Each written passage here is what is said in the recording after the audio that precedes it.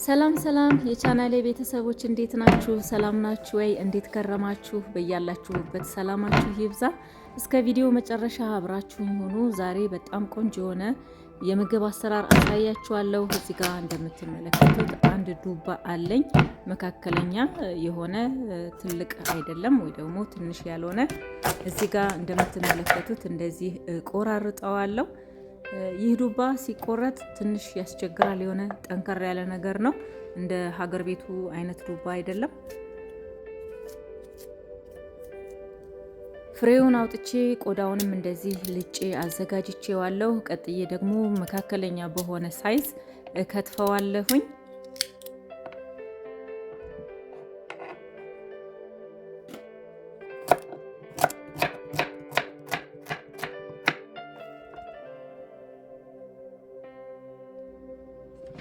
እንደዚህ ከትፌ ጨርሻለሁኝ። ተለቅ ያለ እቃ ላይ አድርጌ በደንብ ዝግት ነገር አድርገውና ኦቭን ውስጥ አስገብቼ ነው ኤር ፍራይ በሚል ፕሮግራም ላይ አድርጌ የማደርቀው። እናንተ ኤር ፍራየር ካላችሁ በዛ ማድረቅ ትችላላችሁ። ዱባውን ስንከትፍ ሳይዙን ትንሽ ተለቅ ተለቅ ማድረግ አለብን። በኋላ ላይ ሲበስል በጣም የሚያንሳው።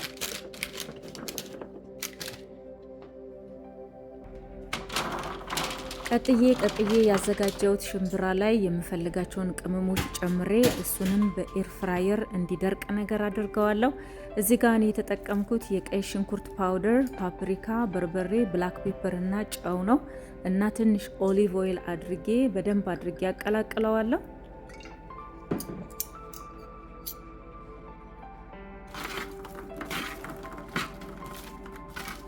እንደዚህ በደንብ አድርገን እንዲዋሃድ ካደረግን በኋላ እንዘረጋዋለን። ይህንንም ኤር ፍራየር ውስጥ ጨምሬ ነው የማደርቀው። መብዛት የለበትም፣ በደንብ መዘርጋት አለበት እኩል እንዲደርቅልን።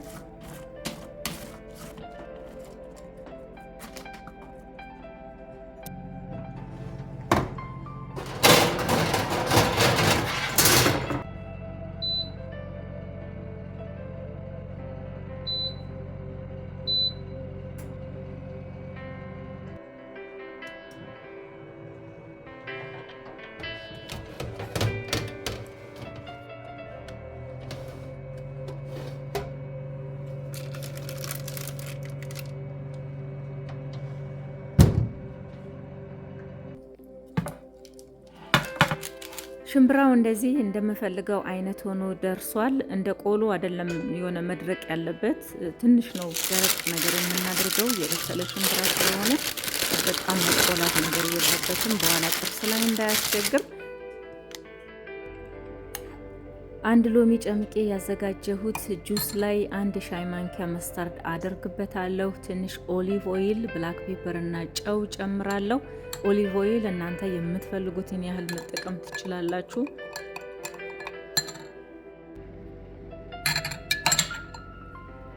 እኔ እንደዚህ በማንኪያ ለማዋሃድ ሞክሬያለሁ። እናንተ ትንሿ ማሽን ካለቻችሁ በማሽን መምታትና በደንብ አርጋችሁ ማዋሃድ ትችላላችሁ።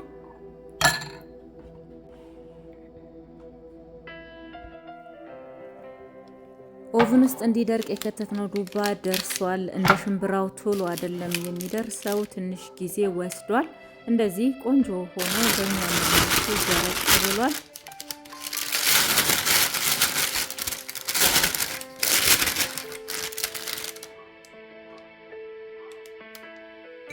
በመጀመሪያ ከትፌ ያዘጋጀሁትን ገርጊር አደርጋለሁኝ። ገርጊር በአማርኛ ምን እንደሚባል አላቅም።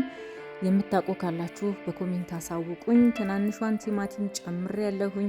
እናንተ ትላልቁ ቲማቲም ካላችሁ እሱን መጠቀም ትችላላችሁ። ኪያር የተከተፈ አድርግ ያለሁኝ። ቀጥዬ ስፒናች ትንሽ ከተፍ የተደረገ ጨምሬ ያለሁ። የተቀቀለ ቦለቄ አድርግ ያለሁኝ። የተቀቀለ ምስር ጨምሬ ያለሁ። የሚያቃጥል ቃሪያ አድርግ ያለሁኝ። ቅድም ያዘጋጀነውን ሽምብራ አደርጋለሁ። ቀጥዬ ዱባውን ጨምራለሁኝ። የተከተፈ ወፍራሙ ቃሪያ ቢጫውንና ቀዩን ተጠቅሜያለሁ። ቀጥዬ በመጨረሻ የተጠቀምኩት እኔ አይብ ነው። እናንተ ግን ፈታ ቺዝ መጠቀም ትችላላችሁ። እኔ ቤት ውስጥ ያዘጋጀሁት አይብ ስለነበረኝ እሱን ተጠቅም ያለሁኝ። ቅድም ያዘጋጀነውን ሶስ እንደዚህ አድርጌዋለሁኝ። ቀጥለን በደንብ አድርገን እናዋህደዋለን። እንደዚህ እንደምትመለከቱት በጣም የሚያምር አይነት ነው የሆነው።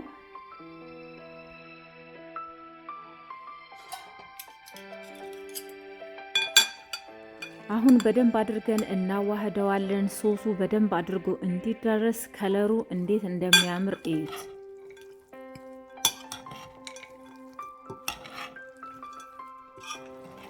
ክብደት ለመቀነስ የምትፈልጉ ወይ ደግሞ በተለያየ ምክንያት ካርብ መመገብ የማትፈልጉ ሰዎች ካላችሁ ይህ ለእናንተ ነው። በጣም ነው የሚጣፍጠው። በጣም እንድትበሉ ነው የሚያደርጋችሁ። ስታዩት ራሱ ለመብላት የሚጋብዝ አይነት ከለር አለው። እንዲሁም ደግሞ ሰውነታችሁ የሚፈልገው ነገር ሁሉ አለው።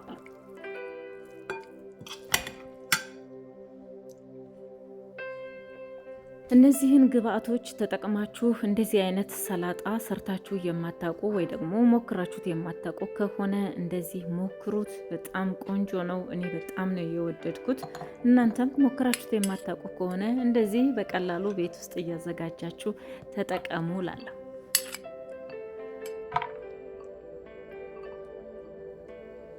ይህንን ቻናል ለመጀመሪያ ጊዜ እየተመለከታችሁ ያላችሁ ሰዎች ካላችሁ ቻናሉን ሰብስክራይብ በማድረግ የቻናሌ ቤተሰብ እንድትሆኑ እላለሁኝ።